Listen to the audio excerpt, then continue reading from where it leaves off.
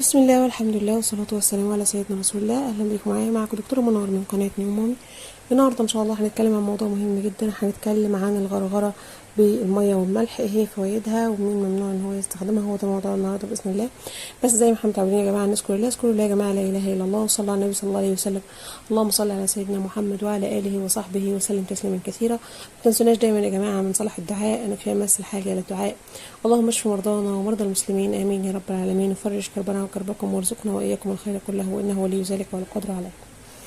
نبدأ بسم الله الرحمن الرحيم. طبعا كتير جدا مننا لما يكون عنده مشاكل في اللثة، مشاكل في الأسنان، مش ممكن يكون متوفر عنده مثلا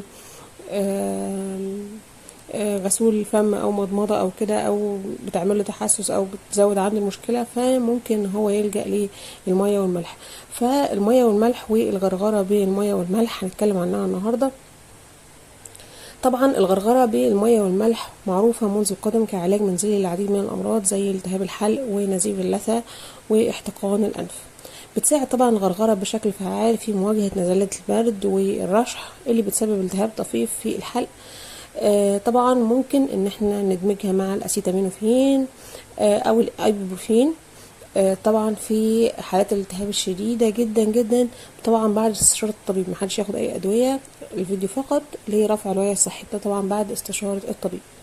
طبعا بتشير الدراسات لان الغرغرة بتساهم في الحد من انتقال العدوى في حالات الجيوب الانفية والتهاب الجهاز التنفسي. يعني لو في اول العدوى كده او بدأنا نحس ان احنا تعبانين، غرغرنا ميه ملح ممكن انها تساهم في الشفاء بشكل كبير، وبتحد كمان من انتقال العدوى.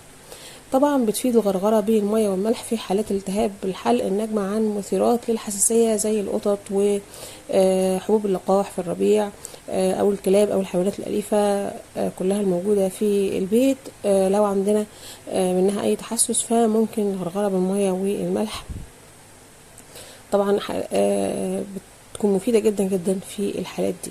كمان الغرغرة من أكثر الطرق الفعالية في مواجهة البكتيريا المتراكمة في الفم. طبعا الفم بيئة ليه بكتيريا كتير جدا، واغلب الناس، كل الناس عندها مشاكل في الاسنان ومشاكل في اللثة. فالمضمضة والماء والملح من الحاجات الجميلة جدا في مواجهة البكتيريا المتراكمة في الفم. طبعا البيئة المالحة ما بتسمحش للبكتيريا بالتكاثر، وبتساهم في تطهير الفم بشكل كبير. كمان بتخفف الغرغرة من التهاب اللثتين اللي هي عبارة عن أنسجة متكتلة طبعا تقع في نهاية الحلق. لما بتلتهب بتسبب عدوى بكتيرية وفيروسية، بتسبب ألم شديد للأشخاص بالذات عند ابتلاع الطعام. في الغرغرة بالمية والملح بتساعد على التخلص من الألم ده، وبتخفف من أعراض الالتهاب بشكل كبير. ممكن تكون الغرغرة بالمية والملح أحد الوسائل الفعالة اللي بتساعد على التخلص من رائحة الفم الكريهة كمان، لأنها طبعا زي ما قلنا بتطرد البكتيريا الموجودة في الفم اللي بتسبب الرائحة الكريهة. كمان الغرغرة بالمية والملح بتحد من نزيف اللثة وتورمها، طبعا لأن أمراض اللثة بتكون في أغلب الأوقات سببها بكتيريا، والمية المالحة بتساعد بشكل كبير في التقليل من الالتهابات ومحاربة البكتيريا والتخلص أيضا من ألم الأسنان. كمان المية والملح والغرغرة بيها بتساعد على التخفيف من ألم وقرحة الفم، وبتسرع عملية الشفاء بشكل كبير. بس طبعا لو اصحاب الضغط العالي ممكن ان هم يحصل لهم ضرر كبير من استخدام المية والملح، فممكن هم يستخدموا اي حاجة تانية غير المية والملح. فلو ضغطنا عالي نحاسب ونخلي بالنا ما نستخدمش المية والملح. لكن المية والملح من الحاجات الجميلة جدا اللي بتحد من انتشار البكتيريا، بتحد من انتقال العدوى. كمان بتساعد في علاج ومحاربة البكتيريا في اول ظهورها، وزي ما قلنا بتحد من انتقال العدوى، بتخلي ريحة الفم افضل، بتقلل من نزيف اللثة، بتقلل من الالتهابات الموجودة في الفم. وكان هو ده موضوع النهارده باذن الله. يا رب باذن الله الفيديو يكون مفيد ليكم النهارده. ما تنسوناش دايما من دعواتكم. شكرا انكم وصلتوا لغايه هنا من الفيديو.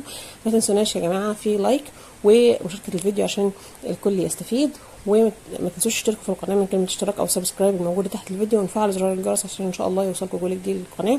وما تنسوناش دايما من دعواتكم في امس الحاجه للدعاء. اللهم اشف مرضانا ومرضى المسلمين، امين يا رب العالمين. اي حد عايز اي حاجه بيسيبها لي في الكومنتات، وانا ان شاء الله برد عليها بنفسي، وان شاء الله تكونوا استفدتوا من الفيديو. واستودعكم الله، والسلام عليكم ورحمه الله وبركاته.